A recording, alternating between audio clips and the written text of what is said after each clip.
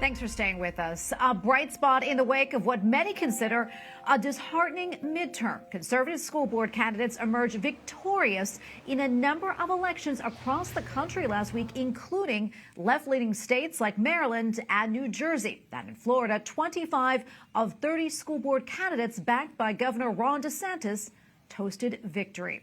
And joining us now to discuss is Jeremiah Poff, education reporter for the Washington Examiner. Jeremiah, welcome back. Good to see you again.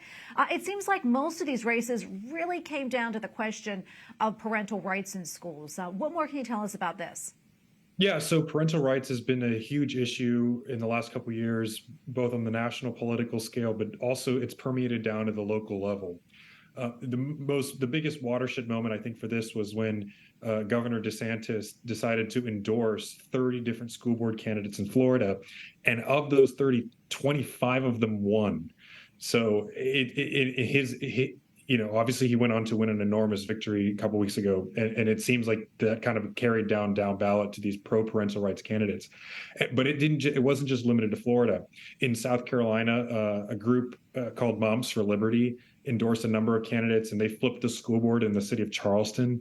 In Maryland, a school board flipped to a conservative control as well.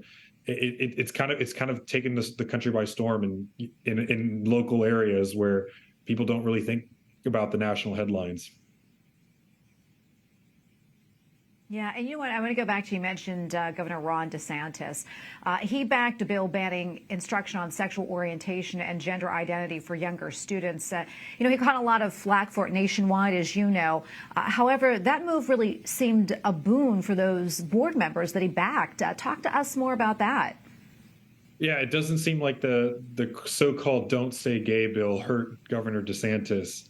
Obviously, that bill was actually called the Parental Rights in Education Act, and it looks like it proved pretty popular to the people of Florida, and going forward, there's going to be a lot more of DeSantis-aligned school board members throughout the state of Florida that are they're going to take steps to more aggressively, I think, implement his education agenda.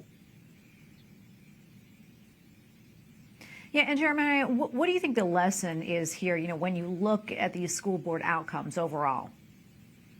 Well, I think the message here is that local politics still really, really matters. A lot of people spend a lot of time focused on what's happening in Congress, and obviously, that was a major, issue. Of course, the Republicans took control of the House, but down ballot, local officials still affect people's lives, and I think there's been somewhat of an awakening in terms, especially among conservatives and Republicans, about how much these local races actually do matter, and that's why you've seen people like Governor DeSantis and groups like Moms for Liberty, and then a PAC called the 1776 Project PAC that threw a bunch of money into school board races around the country.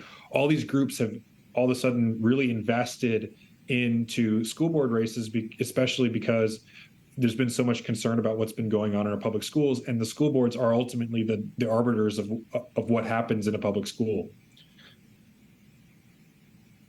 Yeah, absolutely. Really quickly, we have about a minute left, but I really want to get to this and get your take on it. This week, Montgomery County in Maryland, the schools there unveiled a, quote, LGBTQ-inclusive book list for students as young as 4. So, basically we're talking preschoolers here. The books use words like intersex and drag queen. What more do you know about this, and also the reaction that it's been getting?